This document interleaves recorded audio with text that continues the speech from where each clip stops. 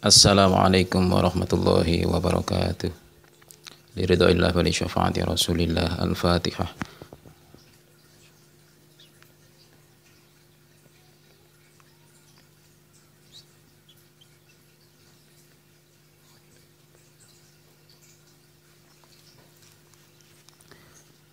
Bismillahirrahmanirrahim. Fa'arsadal khalqa li dinil haqqi bisayfihi wa hadiyihi lil haqqi Muhammadil aqib li rusli rabbihi wa alihi wa sahbihi wa hisbihi.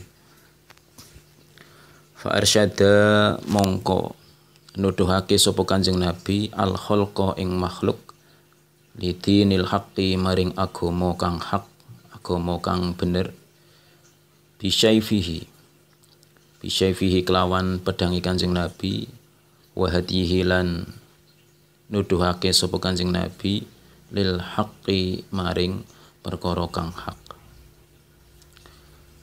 Muhammadil nyatane Kanjeng Nabi Muhammad sallallahu alaihi wasallam al-aqibi kang mungkasi lirusli rabbihi, mungkasi lirusli rabbihi maring piro-piro utusane pangerane Kanjeng Nabi. Wa alihi lan maring keluargane Kanjeng Nabi, maksudnya sholawat dan salam, ai sholawat wassalam wa sahbihi lan sahabate Kanjeng Nabi, wa hisbihi lan jamaah utawa pengikute Kanjeng Nabi. Maknanya kemudian fa'arsyada al-khalqa li dinil haqqi bisyaifihi wa hadiyihi lil haqqi.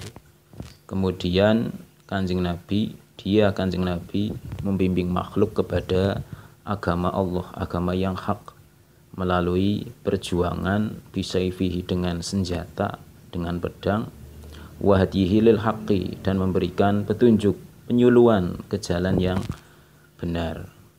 Muhammadinil aqibi li rusli rabbihi wa alihi wa sahbihi wa hisbihi. Beliau yaitu Kanjeng Nabi Muhammad sallallahu alaihi wasallam yang merupakan penutup para rasulnya Allah.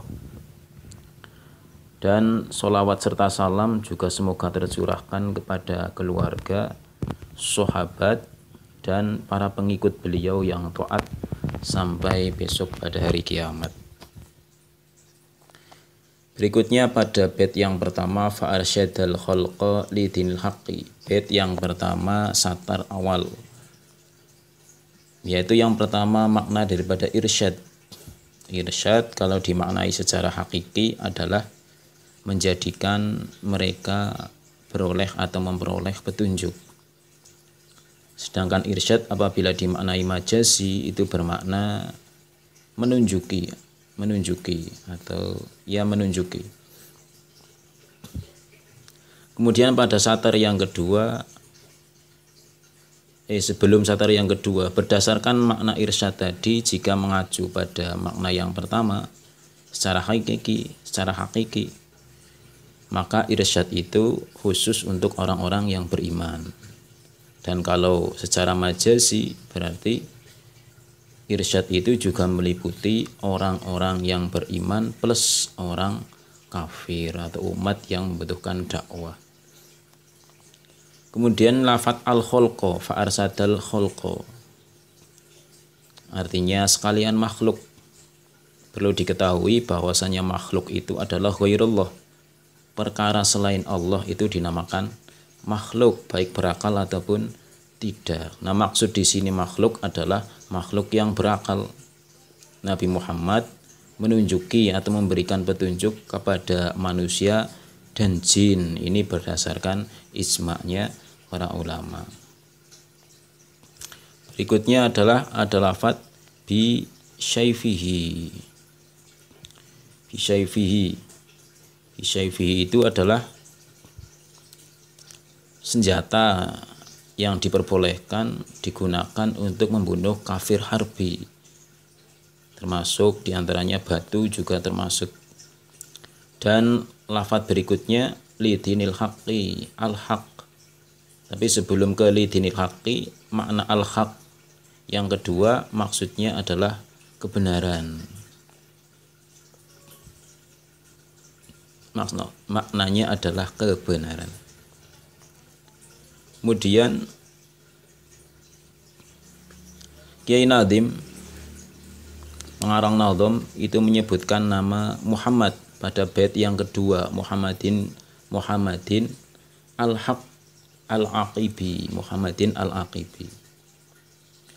Nama Muhammad, nabi kita yang paling luhur adalah nabi kita adalah nama yang paling luhur di antara nama-nama yang lain. Allah telah memunculkan atau memberikan gambaran nama ini di dalam kitab-kitabnya yang terdahulu sebelum Nabi Muhammad dilahirkan dan mengilhamkannya kepada kakek beliau ketika lahir, beliau Nabi Muhammad lahir.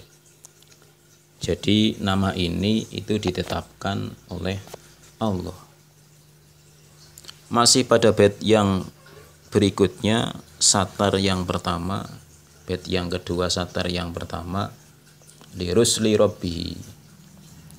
Nabi Muhammad adalah rasul terakhir sebagai rasul pungkasan.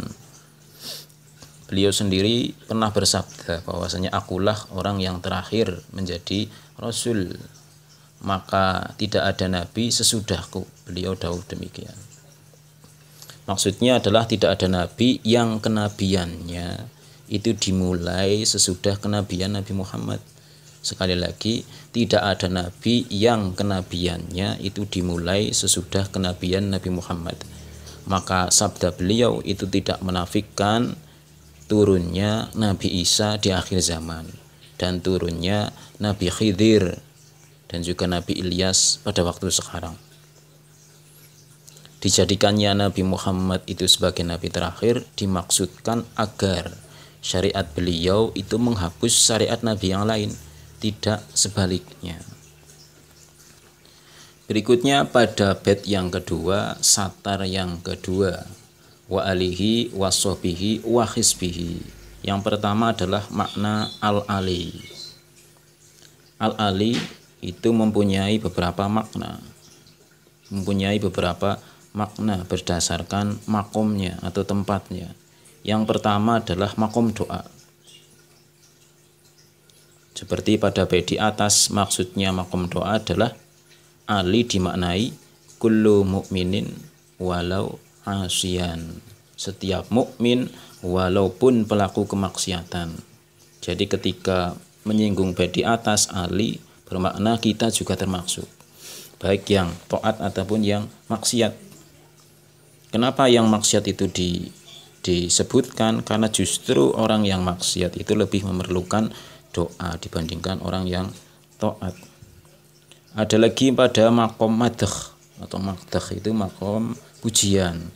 Maknanya ali dimaknai sebagai kullu mukminin taqiyyin, setiap mukmin yang bertakwa, berdasarkan riwayat alu Muhammadin kullu taqiyyin, yaitu keluarga Muhammad adalah tiap-tiap orang yang bertakwa.